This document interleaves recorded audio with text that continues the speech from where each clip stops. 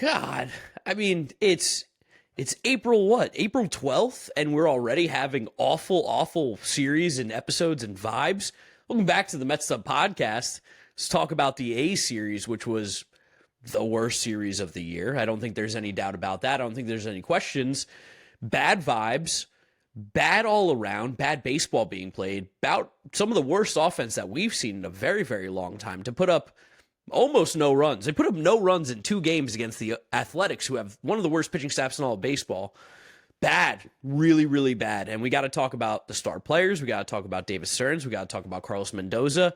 Little bit of a maybe too early, but also probably necessary and a little cathartic conversation about the New York Mets right now. Before we get going into it, make sure you are subscribed. If you're listening to us, Apple Podcasts, Spotify, Google, drop us a rating, drop us a review, download and subscribe. Big shout out to all our members getting access to these videos early. I think this one will probably be an early one. We're recording this a little bit earlier on a Sunday, a rare early recording from us. Yeah, rare early recording just because I kind of want to get this out because of how horrible this team has looked. We talked about ahead of the last series recap episode that came to you guys Friday morning that this team kind of needed to make a statement in a home series against a team without a good pitching staff this weekend, and they made a statement, but in the dead opposite direction. And the statement was this lineup, especially without Juan Soto, was openly toothless. And we're starting to have the same questions about Carlos Mendoza we've had just talking through the last few months for the last almost calendar year now. And then more questions about the construction of this roster that we were excited about. And now like we're seeing some very tangible issues with it. It's just it's been a very hard vibe shift over the last 7 days for this Mets team. I'm probably going to talk out of both sides of my mouth this episode a little bit in that I am not panicking at all. Yeah, me. I'm not panicking at all, but I'm starting to get opinions and takes that I do want to stand on. Like, all of Major League Baseball is really weird right now if we're going to look around the league. Like, the Cubs are in last place. The Mariners are playing like crap. The Yankees have fallen to basically 500. Yeah. There's stuff going all around baseball that is a little bit weird, and it is been a strange first month of April right now for basically first 2 weeks. Yeah, first 2 weeks for the entire league. So I'm not hitting the panic button yet. But one thing that I am definitely starting to run with, and it's a vibe and it's a feeling, is I do not think, until a minute into the episode, I do not think Carlos Mendoza is making it through the month of April. I don't know if he makes it to May right now. The way that this team is managed on a day-to-day basis, we've now, I mean, it was all of last year, and especially in the second half. It was the entire first half of 2024. I think we're getting to a point now where we are almost able to confidently say that Carlos Mendoza cannot be the manager of the New York Mets. And there are a lot of things that probably aren't in his, realm of possibility, not really his fault. Juan Soto being out of this lineup and the lineup that he's been given is not truthfully his fault. But we fired the players, and by firing the players, I mean we traded Pete Alonso, Brandon Nimmo, Jeff McNeil, got rid of a lot of the core. So that was kind of like we talk about how all his coaches got fired. They also fired basically all the players around him that they could. Chunk of them. Yeah, a good chunk of them, a big part of this entire team. I think we're getting to a point now where if this continues any longer than it has, Carlos Mendoza does not make it to the month of May. I think that there's almost a conversation. I hate that we're even talking about this 3 minutes into this episode. It sucks, but there's almost a conversation where, and I was with some old pitcher list friends at the bar on Saturday. Shout out my guy John. Shout out guy Sammy, Nick Pollock, of course. Shout out Nick putting it together. Couldn't be there. It was great, but there were a lot of Mets fans there, and we were just kind of talking about the fact that, especially watching this week, like you lose 5 out of 6 at home to Diamondbacks and A's, like you need to kind of reevaluate some things. And there's just a stank to the team right now. Like they don't. When I watched this Mets team play, and it was kind of the big critique we had about them last year, they don't really look like they're enjoying the game of baseball. No. Like, again, like you watch this A's team play, these guys are having fun. They got the stupid elephant mascot they're doing. Like, I keep talking about the Marlins because I watch so many Marlins games, but they're dancing every single at bat. They're having a great time. Remember when the Mets used to do like celebrations when they would get hits? I feel like they don't do anything. It feels. To have to have one, I haven't gotten enough hits for me actually to notice Well, in the last that's week. what I'm saying is that I haven't noticed it, which means 2 things. 1, it's not happening enough, which is a problem. And 2, maybe it doesn't exist. And again, this is like actually not what the problem is. Obviously, celebrations are not why the Mets are struggling. But I think it does give you a deeper look into the vibe and the feel and a little bit of the culture of what's going on with the Mets right now. And it's a similar take we had about Team USA with the World Baseball Classic, where it's like, man, this team plays like tight, not fun, not inspired baseball right now.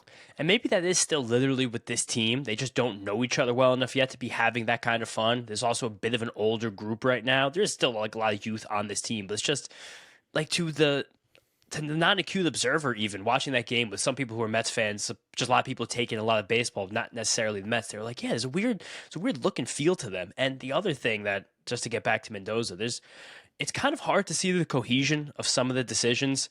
We talked to you guys last Friday morning about how, like, when the lineup card comes out, like, I have no idea what's going to be on it, who's going to be where. And then the next lineup that comes out after that, Jared Young sitting third, which is like not. And then he did it again on Sunday. I don't think necessarily like him hitting third is crazy, but I think it's the fact that, and it's ironic because this I don't know, it's like second time in 3 episodes we've talked about Aaron Boone. Like, there's a critique that we've had about Aaron Boone in the past where it's like they don't let the guys get into a groove. And now I think he's done a better job of that. But Mendoza coming as Aaron Boone's right-hand man, it's like, yeah, every single day the lineup is different, and it just doesn't seem like there's enough bad cop. And we don't know what's going on in that clubhouse, actually, but especially like every single day doing the exact same answers with the media every single time. They're good players, it's a bad stretch. It's like it feels like last season never ended, which is bizarre because all of the players are different, which is making me probably, again, like you said, not panicking, not actually genuinely worried about the state of the season, even close to that yet. No.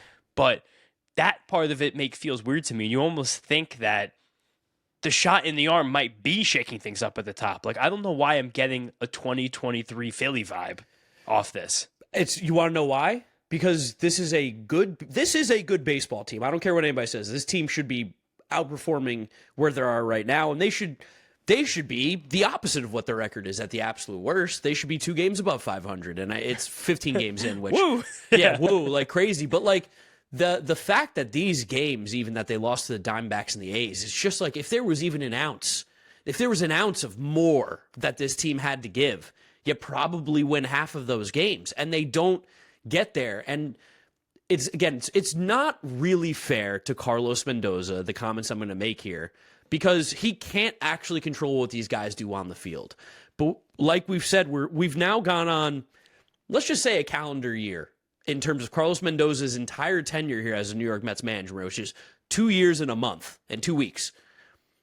We have a good year where he has been kind of a lame duck, kind of incapable, and before Jose Iglesias and OMG came around, we were having similar conversations of like, there's something missing right now. There's a little bit of juice not there. It seems like they're lacking a little bit of leadership.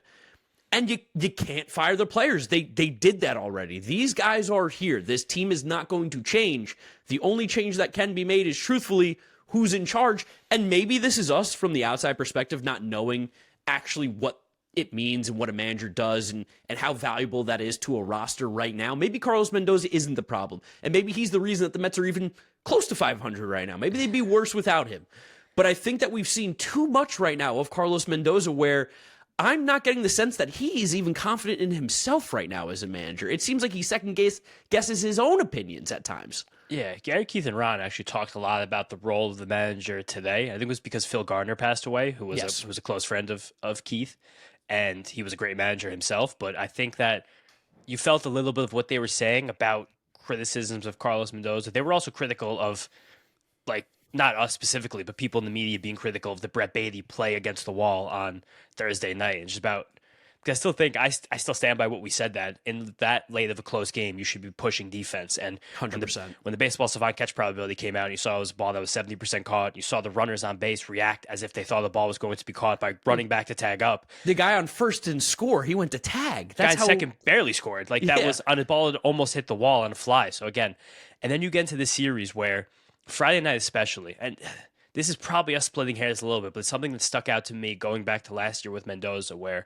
I don't remember if you or Clay said it in our group chat, but it seems like there's always a little bit more consideration for tomorrow rather than today. That was Clay. Where it's a 1-0 game going into the top of the 9th inning, and you had just gotten 2 very quick, very easy, very solid innings out of Tobias Myers. And he was only in I think 19 pitches. So I understand Wasn't very deep, yeah. pushing him for a third inning, especially because they want to keep him relatively stretched out. But in a 1-run game entering the 9th inning against the Sacramento Athletics teams, you probably have double the win probability than against any other team in the league, because you're looking at Hogan Harris or Elvis Alvarado, your boy, to close you out. So it's you have a very good chance, I theoretically, not the actual team on the field, to scratch a run across against this bullpen. So that's a situation where after the last few days, Devin Williams hasn't pitched since Tuesday. I don't think Brooks Raley had pitched since Tuesday either. You have the A-team bullpen guys ready to go.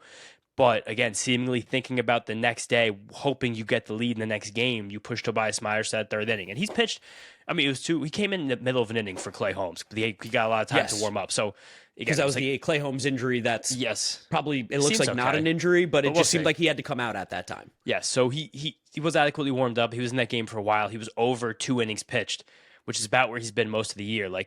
To push a high leverage reliever into that situation wouldn't have been crazy. And then the A's rally in that 9th inning. But then the flip side of this, when you're down 4 runs the following day, after Huasco Brazoban gives you 40 nice pitches, after Kodai Senga gets torched, which we're going to talk about soon too. Huasco Brazoban. God. But then in that situation, that's when you use Brooks Raley. When you're down by 4 runs, I think it was the 6th inning. So that to me was again, it's the coherence of decisions on back-to-back days. It's lacking to see through the process is what continues to give me this concern about Carlos Mendoza. Guys, you ever get it from your children all the time? Dad, same old meal? I get it all the time from my children. And guess what? You look at HelloFresh, all of a sudden you can get plethora of different meals. We have so many different things that we can choose from. The kids are happy, and especially my wife and I are happy. HelloFresh has all different types of varieties that can fit for you and your family. 80 plus global recipes every month. You want to travel around the world, Todd Father? Of course. I've had Vietnamese, Moroccan, Caribbean. Oof. All kinds of flavors coming at you. Unique ingredients. There's a little lemongrass, curry paste, all pre-portioned for you too. That's the beauty of HelloFresh. So go to HelloFresh.com/FT10FM now to get 10 free meals plus a free NutriBullet Ultra Plus 2-in-1 compact kitchen system. That's a $189.99 value on your third box. Free meals applied as a discount on the first box. New subscribers only, varies by plan. Must order the third box by May 31st, 2026. If there's anything this Mets'd Up podcast is, it's a process podcast. Love process. We can second guess every single decision that's ever made. But if there seems to be a process in place, at least you followed the plan. And if this is the plan of how the Mets want to run things, it's a bad plan. It's horrible. Whoever's coming up with this plan is making bad decisions. So if it's not, if it's a bad plan, Carlos Mendoza's following the plan. It's on the person who's creating the plan. But also, shouldn't that be the manager? And then if it is Carlos Mendoza making the plan, then these are bad plans. The fact that Devin Williams did not come into that game on Friday night, Mets still aren't going to hit because this lineup doesn't hit right now. But the fact that he didn't come in, it's a 1-0 game. I think we talked about it last year and kind of joked about it, how the Mets didn't have a comeback last year in the 9th inning. Part of the reason why is when it's a 1-run game, you have your manager just punting the game away, looking to the next day. Didn't even give the team a chance by not having your best reliever in the game. After Tobias Myers, round of applause, clap. You did your job, incredible. Got to the 8th. Hit the showers. We got the 9th inning in a 1-run game. Give it to our $15 million a year closer. I can't conceptually understand what Carlos Mendoza is thinking at times, ever. And that was the same deal with why we were critical on Thursday night about why you're not pushing all your chips in on defense when you're up by 1 run in one of the last few innings. What are we thinking about? Especially Brett Beatty comes up to end that last inning before we blew the lead. I don't know if you get 9 guys to the plate or 6 guys to the plate because you only have 2 more chances left to hit. Guess what? In a perfect world, when you're winning, you only have the 2 chances left to hit, so you don't have to worry about Brett Beatty coming to the plate. And if he does, you're probably scoring a ton of runs. So again, it's trying to see through process and like our buddy Clay said, thinking about tomorrow sometimes more than today. But that doesn't really wash away the fact that Aaron Savali retires 13 batters in a row. That's inexcusable. 2 things can be true. Carlos Mendoza, I don't know, is necessarily fit to be the manager of the New York Mets. At the same time, the roster that he is playing every single day, which he really can't do anything about, is simply not performing. And especially on the offensive side, the at-bats, the quality of contact, everything has been, for lack of a better term, turbo mega dog shit. Because especially during this stretch, we've still pitched objectively well in most games. I know it got haywire those last 2 games against the Diamondbacks, but those games were mostly close throughout. I guess not the David Peterson game and then not the Kodai Senga game, but like you've still, during a losing streak, had a chance to win more than half of these games. Actually, no, 4 out of 5 of them because you stormed all the way back on Saturday. It was just really the David Peterson game that kind of you fell apart with. So it comes down to this lineup right now, and then they're probably in a different way than maybe some other shows or some other pundits are talking about. There needs to be some level of conversation about Francisco Lindor. And I think the most telling part of that is comments that Jerry Blevins made in the postgame show on Friday night. I remember I was finishing my shift at Roto World. I tuned in and kept watching the postgame show. And hearing Jerry say that if he was Lindor's teammate right now, he would check on him on a personal level because it's mental mistakes that you never ever see from Lindor. And that was even before he just absolutely was out of position on a double play the next day. And like in this situation where Marcus Semien had a look on his face like what the fuck are you doing, dude? Yeah, I was at the game on Friday, and when that non-double play was turned where Francisco Lindor was caught flat-footed on second base, my conversation with Ernie, who I was at the game with along with my girlfriend, where we were like, he was just trying to guarantee the out, right? Make sure we get one. Maybe that was the play. But then watching it on TV over and over again. It looked really bad on TV. It was way worse. It didn't seem like he was prepared. He got to the base too early. And again, this is nitpicking, but for someone of Francisco Lindor's caliber and talent-wise and what we've seen throughout his career, he's a Hall of Famer. He's going to be a future Hall of Famer. He's going to wear the New York Mets hat on his plaque in Cooperstown. These are not the mistakes that Francisco Lindor makes. This isn't even like an aging mistake thing of like, oh, he's getting a little bit older. This is just simply not being focused. Maybe he's being forgetful. Maybe he's getting older. Yeah, maybe senile or something like that. Like, no. It's just the way that the mistakes are being made by him, who we hold to an extremely high standard. And he should be, because he's one of the highest paid players in baseball, theoretical captain of this team, or one of the leaders of this team at the absolute worst. He's held to a higher standard, and this is the first time I think in my life I can say that he has not come to the ballpark ready to play 100% right now. And I don't even think that's unfair. So your seats are near third base. What was your take on the play with Nick Kurtz with first and third, nobody out? That was another, I forgot about that one. That was the one where it was like, and also I think he was trying to make something happen. Well, honestly, I think that this was another slight lack of focus because the A's pinched the corners on that play. Yes. And it was a pretty hard hit ball to Nick Kurtz, who is, for a first baseman, the guy is a phenomenal athlete. Like he's great, yeah. He can take over a game for first base. He made some really nice defensive plays this series. Really nice, kind of expose for him and said he feels weak and being like, whoa, a step on the good ball moment. Player, yeah. But I got flack for saying this on Twitter in my post-game notes, but Lindor just danced a little too far off when you have the corners pinched. And I think he was assuming that the A's would go try and spin a double play. But again, when the corners are pinched, you will give a look back to third, and then Lindor froze.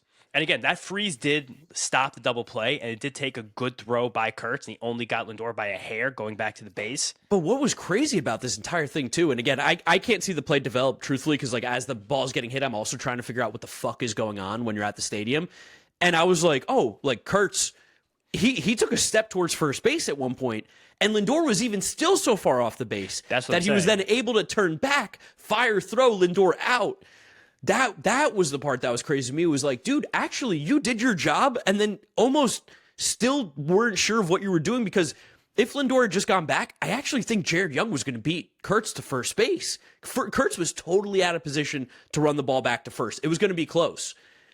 Even just taking away the double play, you did your job. But as a base runner, when the infield's in, you know that a ball on the ground, you're at the absolute worst freezing, or if you're going, it is on contact. There is no feel it out kind of thing when the corners are pinched like that. It was just taking one extra step and then freezing for 1 second too long, which again, it was almost a disaster play by Kurtz, because Lindor almost did scurry back. It almost would have been bases loaded, nobody out, but it's just the fact that he's a little bit off right now. And that non-double play to tie the game on Saturday was watching that you're like, what is he doing? It's like that was a I saw people on Twitter talking about how oh, you're crazy if you think that was going to be a double play with how Lawrence Butler runs. One, Lawrence Butler isn't one of the fastest players in baseball. I think that might be a little bit of Stephen A. Smith happening right there.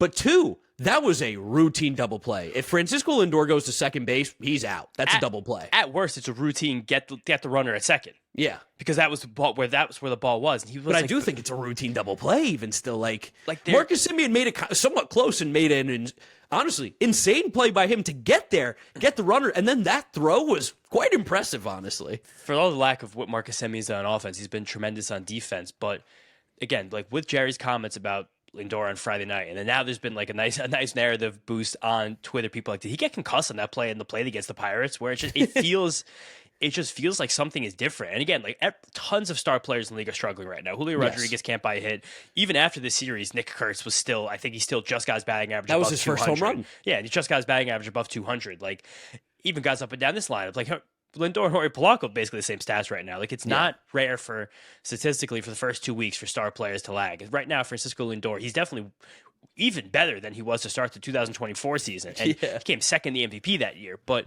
there's just a level of something that's not there with him. It's hard to pinpoint how or why. It's very weird, and it makes it much worse that this is happening when Juan Soto's not in the field helping this team. And especially because Lindor's not really hitting. I know he got 2 hits on Sunday, but like everything gets compounded because again, got caught stealing.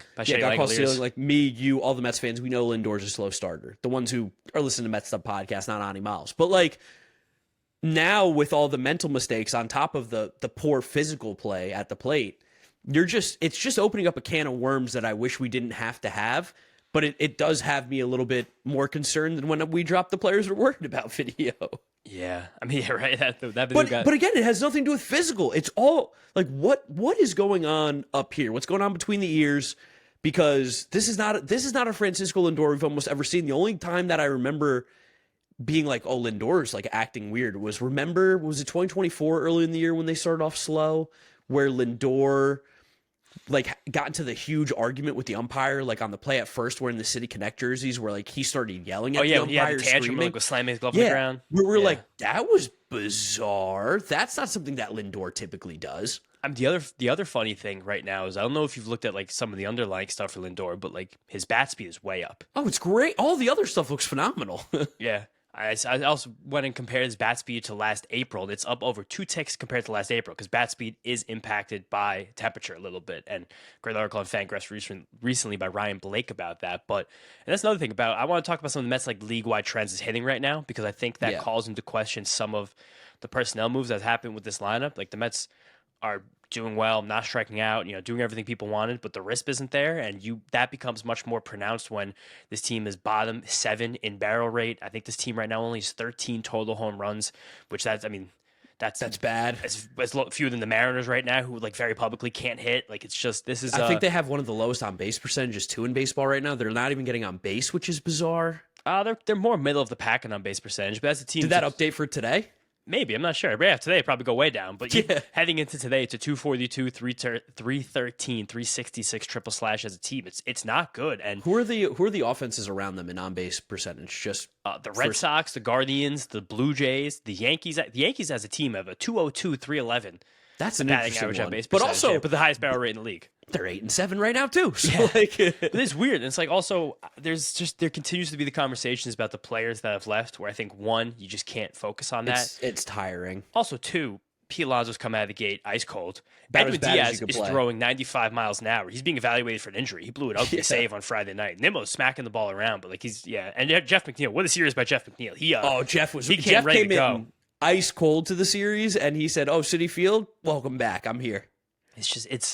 I don't know. It feels like right now, especially as Bo continues to try and get himself going, Polanco is not going, Lindor is not going, and then when you throw out a lineup on Sunday and you take right now your 2 best hitters out of the lineup, Francisco Alvarez and Luis Robert. Like I know that like you're planning probably the off day for Alvarez with a day game after an afternoon game, and then we've been trying to load manage Robert and try to keep him healthy and everything, but. Maybe we mix those two where like Alvarez don't do them the same day. Yeah, but that also goes back to Carlos Mendoza. But that one I think more specifically comes back to David Stearns, if I'm being honest. You think he's controlling the off days for these guys? I think in terms of load management for Robert, 100%. No, I understand. At least you have the staff, especially also because you want to get Jorge Polanco back in the lineup. You don't think he can play first, so you have to DH him. So you can't sneak Alvy back in DH because you put Alvy at DH a few days ago. But again, it's like these lineups get drawn up, and it's kind of just like Surprise. I mean, Jared Young hit third again. And I actually... He's taking some of the best at-bats of the whole team. I was going to say, I actually like Jared Young as a player. I actually think he has a spot on this roster right now. This isn't a Jared Young problem. This is more about the lineup construction just on day-to-day, or even the roster that we've been handed right now is just a little lackluster, a little different than we thought going into the year. But also, that becomes more pronounced with the Juan Soto injury. So I think that's something that I'm concerned with, the reliance on Juan Soto that we've seen here. But also, like, JT Gins on the mound Friday night, your only hit is a bunt single by Jared Young. It's just Jared Young, yeah. It feels like there's just some, and again, like, they just don't feel like they're gelling right now. So maybe it's going to take time. And I feel horrible that we predicted an under 500 April.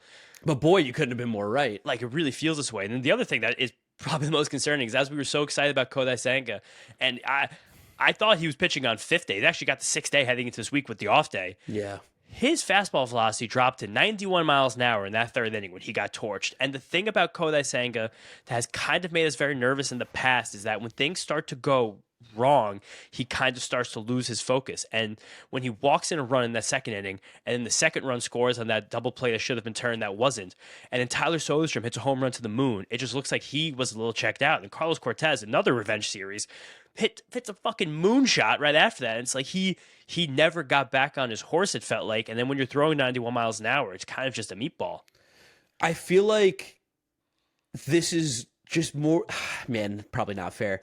But, like, we're talking about all this focus stuff, and obviously the players have to be focused. But, like, where is the leadership to get guys back focused? Where is, if it's not going to be Carlos Mendoza, which is insane because he's the manager of this team, he should have everybody in tip-top shape. It's fucking April 12th. There's no excuse to be checked out of games, to not be sharp on April 12th.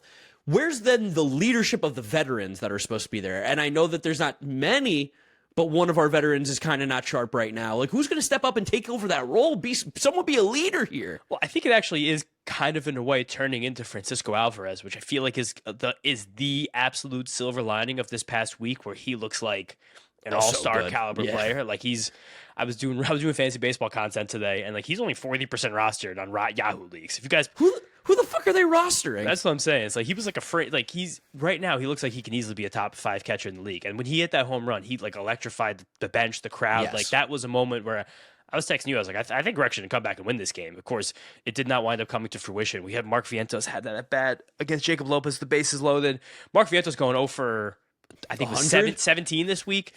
A hand up on me. I was feeling very positive last weekend. Love was in the air. Not. I was too happy about it, and not yet. All the underlying stuff is not. Love was in the air. I was like, yeah, you know what? He's back. Whatever. The bat speed looks good, but the quality of contact is super not there. Brett Beatty's plate appearances are officially concerning me. Yeah. It really is just like, the guys who are supposed to be beefing up the middle of this lineup are not. Marcus Semien, he stung the ball a few times on Sunday, but doesn't look very good. I think Benj had a much better weekend. I know he still doesn't do anything, but he still has some major defensive miscues, but it feels a little bit better. You see Jared Seidler of Baseball Prospectus, he dropped a note that Benj went back to his college hitting coach this offseason. And I wouldn't have done that. Yeah, there's some hype. I wouldn't have done that. I think it's one of the holidays. I think it's a holiday uncle. If I remember Matt Holliday, correctly. I believe, was the hitting coach. I think Holiday. The brother. I think the brother is the head coach. I think Matt Holliday is an assistant at Oklahoma State. Yes. Yeah, so I think that he went back to him, and then Jarrett was like, yeah, now he can't catch up to velocity. Also, Keith was calling his swing long, and his swing length is one of the shortest in the whole league. But it's. Can I get curmudgeon-y too for a second? Can I get a little? Keith's been rough. Yeah, but it's kind of just Keith. Like, it's kind of like watching your uncle or grandpa get old. Same deal. I love Keith, but he is, and I've said this the last couple seasons too. We're getting to a point where it's getting a little bit annoying. Can I say that? Can I say that about my uncle? He's annoying me a little bit with some of his comments. I'm still having fun with him. We're giving Keith what he wanted. He wanted uber contact. He wanted short swings. He wanted all this stuff. We're doing it. And what do you know? The offense can't score a fucking run for their life. No, I mean, that's the other thing too, is the home run ball is the great equalizer. And we talked about this a lot with the offseason stuff, where it was like, we like these moves, but we're worried about power. Bo Bichette getting that home run ball out was nice too. Hilarious, yeah. And same with Jorge Polanco. Nice to see. Wall scrapers. But again, like these guys have to start hitting. Like, you look at the OPSs up, like when you guys are at the games, you see the OPSs down the Mets lineup. It's like, oh, now I know why we're not winning these games. 500, like, 500, 400, 400, 500, 600. Decent slugging percentages, yeah. Yeah, you're like, oh no, never mind. It's just, again, like, it's maybe going to Los Angeles. Maybe like you actually have to like wake up because you're playing a really good team. You get some warm weather that zips these guys in. But I will say Saturday was beautiful weather, sunny, warm. it was, but They also, swung it. The only time they hit was, again, it felt like the pressure was off because they were down 6 runs. Like you're losing 7-1. All of a sudden, these guys start to play loose, and like Alvarez, a guy that gets the people going. But it's, I don't know. Like the first time I feel like they had fun this week was this. Like maybe they had to get away from home. Like, I think like this flight, you got to put like 3 bottles of tequila in the middle of the plane and be like, you guys got to drink and start like telling stories. I wish they had an off day on Monday. They get 2 off days in 4 days, going from LA to Chicago and then Chicago back home. I wish they had the off day today so they could get blackout drunk on the plane. And you kind of hope a guy like Freddie Peralta is a stopper in this game, and I think he did pitch quite well, especially when about as well as he could have, considering he got out of some really tough jams. Twice he left guys in 2nd and 3rd at the end of an inning. There was 1st and 3rd and 1 out in the 4th or the 5th, and he got a really nice strikeout and a nasty changeup that Ronnie, like, that looks like a 2-seamer. They went back and it was a changeup, and Carson Benjamin moves that much. Carson Benjamin had a really nice diving catch in center field, and it was just like he did his job. You can't get 4 hit by Aaron Savali. You can't do it. You can't let 14-year-old get retired. Sean Manaea even did his job. Sean Manaea looked great. It's not pretty, but that version, like when he's throwing strikes like that, not walking guys, actually attacking batters, it can work in this role. It can work in that role, but it is still concerning that he's only throwing 40 pitches and he's averaging 88 miles an hour with the fastball. Yeah, which that's not particularly great. No, it's not, but he's getting out. Someone in my replies comped him to Rich Hill. And I was like, sick. We're paying $25 million a year for Rich Hill. 49-year-old Rich Hill. But he at least was precise in this one, where the command, I think, was very bad in the last few outings. But this one, he was like working both sides of the plate. Like the sweepers were bending off the zone. Like I was like, okay, this is a version of Sean Manaea I can definitely live with. Like he avoided the heart of the plate most of the time. Like this is one where I was like, nice, let's play some ball here. But it feels, again, like we watched Craig Kimbrell pitch this series. Yeah. Like Richard Lovelady got DFA. I'm sure he'll be back in the next few So did weeks. Luis Garcia. Yeah, it feels like. Oh, I actually am proud that cut bait with Luis Garcia. Like you signed him to throw 97, 98 miles per hour, and he's throwing 94. So like whatever, make a mistake, see you later. But it's just they have to hit. Why it feels too much like the end of last season. That's kind of giving me like a pit in my stomach. Why is Luis Robert the only guy and Francisco Alvarez the only 2 guys hitting? What are they doing? Everyone else do what they're doing. Maybe they can't. They swing the bat really hard. No, they swing the bat really Make hard. excellent swing decisions. They've been really good. Like I mean, Robert had like Saturday was a few not so great play appearances. But I think he's just getting a little excited. But like Alvarez, it feels like he's a difference maker. And it probably is time to move him up the order. We had so many lineup shuffles. Like let's move Bo Bichette to 4. And, why not move that guy? Why not move the guy who's hitting up? That's he did move up from 9 to 6, which is helpful. Ooh, Again, wow, 9 to 6. they probably just got to keep him like at bay because if you hit him 3rd, he's going to go crazy. It's just I don't think there's anything else to dissect about the series. It was just you guys watched it. It was fucking terrible. Yeah, it was a shit show of a series, a disgraceful series. Sorry to everybody who went to those games. Friday night was pitiful when I was at the park. It was truly, truly horrible, horrible vibes. Things that don't normally get felt in April. That was something that I was feeling on Friday night. Glad I got rid of my tickets for Saturday and Sunday because, just a painful, painful watch. And like you said, I hope going to LA, maybe it changes something. Maybe the Mets play to their competition. I don't know. I'm tired of these fucking lame cliches that we've been saying for the last 8-9 months. Yeah. It's Groundhog's Day again.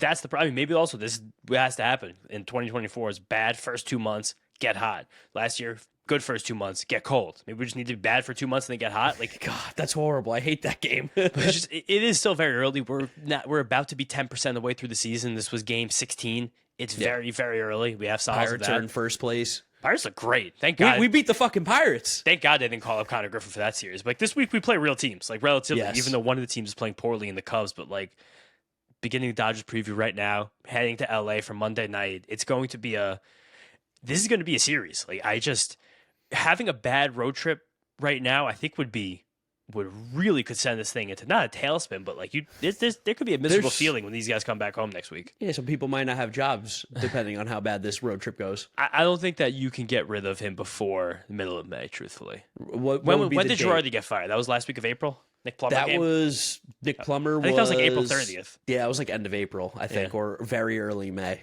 Well, we end a 9-game homestand against the Twins, Rockies, and Nationals on April 30th. If that's an under 500 homestand, you might have a point. Yeah, I think that might be the the point there, right there. And that's before a 9-game road trip to the Angels, the Rockies, and the Diamondbacks. So again, We play the Rockies twice in a week. yeah, next week, yeah. God. And we also end our season series with the Diamondbacks on May 10th. But then also after that, like I keep saying it, it's the end of the West Coast. We don't play in the West Coast time zone the rest of the season. We knew. We have one more series against the Padres. I forgot that one. But we'll go to the West But Coast. San Diego's delightful. Yeah, we go Seattle, San Diego the first week of June. Then it's over. Okay. But it's for a new team like this, you kind of hope that these are bonding experiences in these planes. But it might be a quiet flight. Feels like it's going to be a very sleepy one. This team's sleepy. It's like a headphones team. It might be a headphones team. And again, I'm watching these Marlins games. These guys have a passion for life. Yeah. The Mets have way more talent, that's for sure. All right, Dodger series preview. Monday night, 10:10 start. ESPN game. Oh, Wednesday night's a 10 p.m. start too. Oh my God, late podcast. That's painful. Oh God. 1 a.m. podcast. Oh, damn it. You're ended. Monday night, 10 o'clock. Ace off. David Peterson versus Justin Robleski. Tuesday, 10:10. Ace off. Real one. Nolan McClain versus Yoshinobu Yamamoto. You want to be seated? Ace off. You want to be seated for that game at 10 o'clock. You're not coming to softball Tuesday. Not coming to softball Tuesday. DC got tickets to Yankees Angels for a Columbia graduation event. So Wow, smart gal. good boyfriend here. Gotta go to that game. Got to. And then Wednesday, 10 p.m. 10 p.m., not 10:10. Another ace off. Clay Holmes, if healthy, versus Shohei Ohtani. That's an ace off right there. Whew. This Dodgers team, what? Hey, can I interject? What do you think about the Shohei Ohtani, Dave Roberts comments about how Shohei should be given more time to get ready? I think we've had the universal DH for not that long now, but I think people forget pitchers used to do this every game. Yeah. It's kind of ridiculous, if I'm being honest with you. Feels like bullshit, right? He should have just as much time as anybody else. Dave Roberts kind of annoys me. He's a great That's manager. But he really great, annoys man. me. God, I would love to have Dave Roberts. Yeah, right. I kind of want Carlos Mendoza to be a little bit more annoying. But again, this Dodgers team, of course, come out of the gate red hot. No one's hitting more than them. They're 11-4. Mets might need to fight somebody. Edwin Diaz blows a horrible save. Gives up 3 runs in the 9th inning on Friday. They come back to win it. I think Andy Pajes leads the league in RBIs. He looks obscenely good out of the gate. It's hot. Shohei's got 5 homers. Again, Pajes has 17 RBIs. Francisco Lindor is 0. Oh my God. But he looks really good. And Diaz has kind of been the problem spot with this team. Like, he didn't come into the game for a save on Saturday. Tanner Scott got the setup opportunity. Blake Trinan came in for the 9th, couldn't close the door. Vesia had to get the final out. Like, Jesus. Yeah, it's funny. Kyle Tucker, I actually haven't checked in on Kyle Tucker. Is he hitting? I think he's doing not well, but not bad. Yeah. Mookie's on the injured list, so we're not going to see him. I think Alex Freeland. Yeah. Kyle Tucker's been a league average bat so far. Alex Freeland's actually playing some good ball. Max Muncy's playing some good ball. No, Max Muncy hit 3 home runs in one game, so that will boost up every single stat you ever have. Yeah, it changed. Just like Tyler Soderstrom against us on Saturday. I think he set up the OPS like 300 points in one game. But this Dodgers team is just great. Like, Yamamoto's a monster. Like, even Robleski, like, I'm kind of like being tongue in cheek about him. Like, as a 6-star, he's phenomenal. Like, I think he had like a 30% K rate down the stretch last year too. No, I mean, the Dodgers got that pitching lab. They wait till the guy's 25 years old to call him up. Robleski has 9 innings, more walks and strikeouts this season. So again, jump on him, do something. David Peterson famously pitches well against the Dodgers somehow. Yeah, big outs. Shohei Ohtani's such a good pitcher too. Like, it's gonna be fun to watch him hit, but like, it's been a while since we really got to see Shohei Ohtani unleashed as a pitcher. He's disgusting so far this year. Like, he's expanded his repertoire. He's sitting in the high 90s. Like, it's just a spectacle to watch. It's like he's getting to a point. I think he has right now the highest consecutive game on base streak since. It's a long one. It's like 47 games or something like that. Yeah. And then as a pitcher, he also had like a 20-inning scoreless streak dating back to last regular season. It's just obscene to watch him play baseball. Like, that'll be fun about the series, but I'm dying for the Mets to win 2 games. Time for the Mets to win a game right now. We're on a losing streak. Haven't won in the 4 or 5 days. And that's kind of a miracle win.